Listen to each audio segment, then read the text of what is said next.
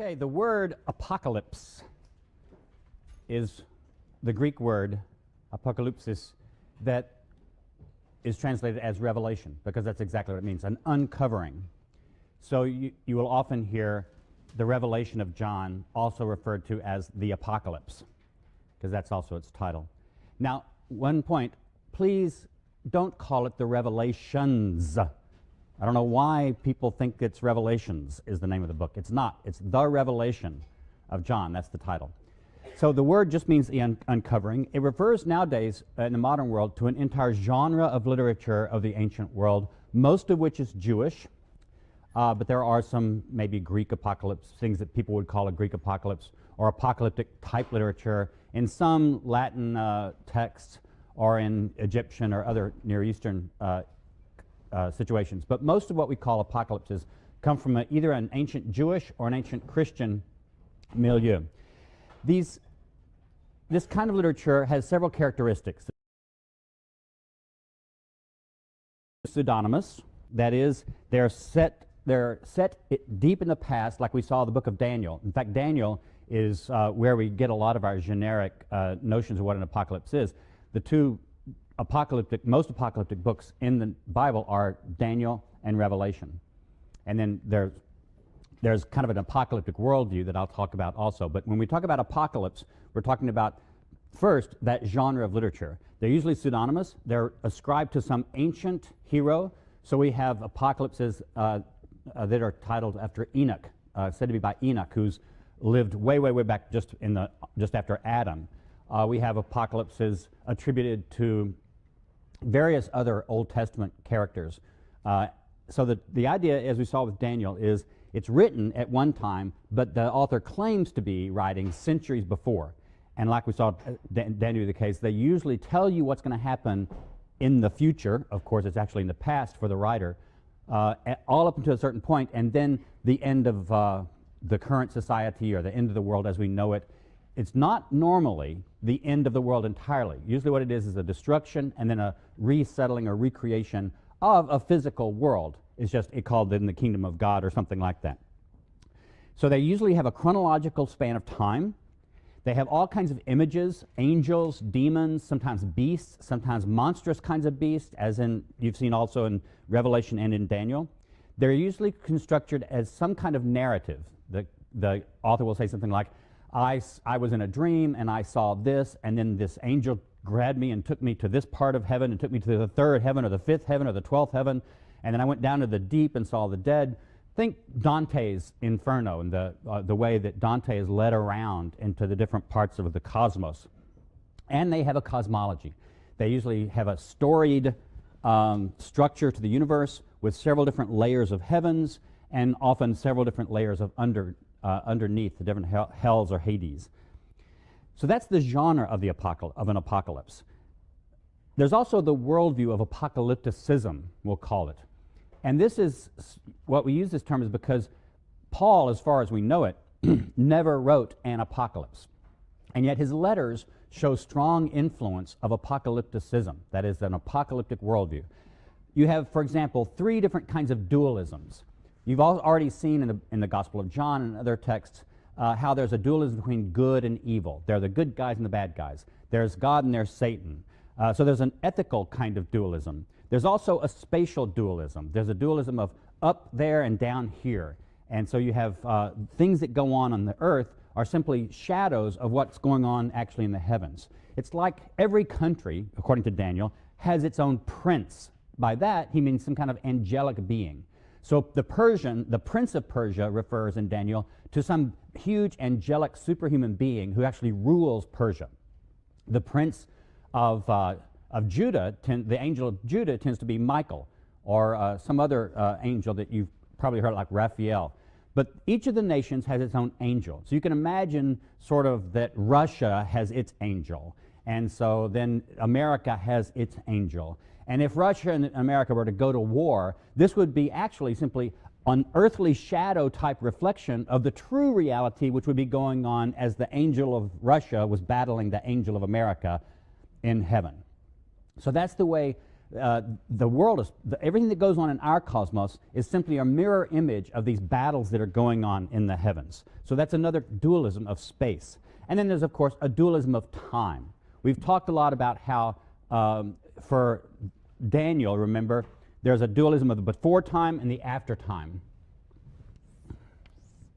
So there's the time that Daniel's writing, which is right up to this. And then what will happen is some big cataclysm will happen.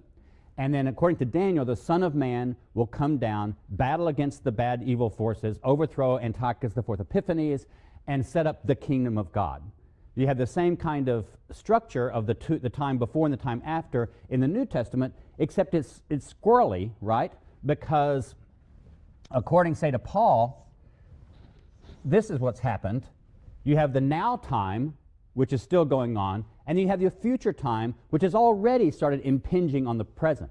The thing that marks the beginning of the end time has been the cross and the resurrection of Jesus. So Jesus was raised. What do you have when people are raised? The end of the world. The dead are supposed to be raised according to Jewish mythology. And this is something that doesn't happen all the time, and mainly it happens at the end of time.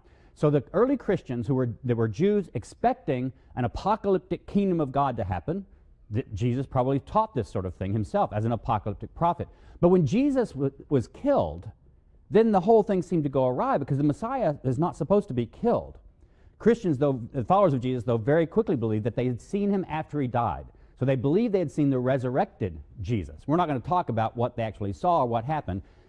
From a historical point of view, all we can say is that they believed they saw him raised from the dead, and that meant they thought, oh, the end time must have already started because he has been raised.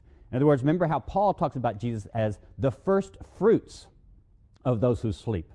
That just means Jesus is just the first apple on the tree in his resurrection, and all the rest will be raised when the final end comes. But for the early Christians, they believed the end had already, in some sense, started with the resurrection of Jesus. So that's this end. But then they also know the full end hasn't come because we don't see the kingdom of God around us. Those damn Romans are still in charge. The bad, evil American government is still running things in the world. So this must not be the kingdom of God. Maybe the kingdom of Obama, but it's not yet the kingdom of God. So the Christians expected Jesus to come back down, to come from heaven. This was called the parousia. We've already seen it in several texts. In 1 Thessalonians, for example, Paul talks about Jesus will come and then we'll fly up in the air and meet him. That's the parousia, which is a Greek term that just means presence or coming. And it would refer to the time when a king or the emperor would come to visit a city, and all the people in the city, the important people, would come out of the city, out of the gates, to meet the king and give him gifts, and the king would give them gifts, and then they'd all accompany the king back into the city. That's called a parousia. It's a purely sort of political, civic kind of term. This is what early Christians used to call the coming back of Jesus in his parousia.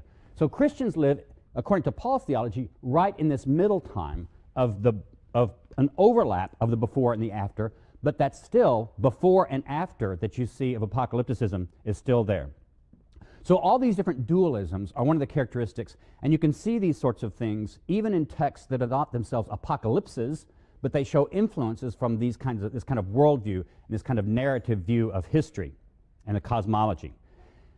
Often, apocalypses seem to have served as a form of cultural resistance. They make the most sense often if you see them as being popular among people who either are oppressed by some more powerful entity or at least believe that they are oppressed. They feel themselves to be oppressed. So, for example, it's a perfectly natural worldview. You can understand how the worldview is if you believe you're an oppressed minority and you can't really fight against the more powerful entity. There's no way these early little Christian groups or even the nation of Israel could rebel against the Roman Empire and win. And so the idea is that, well, we will resist them, and eventually God will intervene in history with his angels and his army, and the divine armies will come and we will fight alongside them to overthrow the Greeks. The earliest apocalypses, Daniel was talking about the Greeks and the Syrians, the Greco-Syrian Empire. So the Greeks were the first oppressive power that people thought they could overthrow this way. And then, of course, the Romans become the more oppressive power later. So in Jesus' time and Paul's time, it's the Romans who are the enemy that will be overthrown. But that will all happen. So it's not always true that the people who believe in these kinds of apocalyptic ideas are themselves, in fact, an oppressed minority. After all, Ronald Reagan was the president of the United States, and he still believed this stuff. He still believed that God was going to come any day. He thought it was going to happen right then, any day now, and God was going to, have a big battle with Israel would be involved in it and all the different nations of the earth, and then God would set up the kingdom of God in Jerusalem. And so, Reagan talked about this on the phone with different Israeli politicians and leaders. So how does this make sense for Ronald Reagan, the most powerful man in the world, to have this apocalyptic worldview? Well, Reagan spent a lot of his life feeling like he was on the out and feeling like he was not one of the liberal establishment of the East and this sort of thing. So it doesn't necessarily mean that people who hold these views are themselves discriminated against minorities or oppressed minorities, but it usually means that they perceive themselves that way, because otherwise, if you really do have power, you just make the world like you want it to be. You overthrow somebody, or you wage a battle and wage war, and you fix the problem yourself. It's when you don't have the power politically or militarily to fix the problem that this kind of worldview becomes very persuasive to you, very believable, plausible. So that's what the book of Revelation is. In fact, we use the title of Revelation, the Apocalypse, as the term for the whole genre and for the whole worldview. And it comes basically from this book, because it's the most famous apocalypse of all, naturally. The weird thing about Revelation, though, is that it's not pseudonymous. The book says it's just written by a guy named John. It's not the same John who was the brother of Zebedee. It's not the same John. If there was a John who wrote the Gospel of John and the letters of John, which we don't really know who wrote them, but whoever wrote Revelation is not the same person who wrote any of that literature. The style is too different. The theology is too different. It's just clearly not the same person. But he doesn't claim to be any famous John. He just claims to be John. And so we call him often John the Seer, S-E-E-R, as, John the Prophet or something like that. So he doesn't seem to hide who he is. And interestingly enough, he doesn't place the composition of his book centuries in the past. He actually places it in his own time. But this also tells you where he thought he was. He really believed that he was right there and that the end had already begun, in a sense, with Jesus. And so he doesn't feel the need to cast back into the past and prophesy again. He sees himself as a prophetic figure like Daniel, but a prophetic figure not for the future. He doesn't believe there's going to be any more future. He believes Jesus is coming back right now. So he just places himself right at the beginning.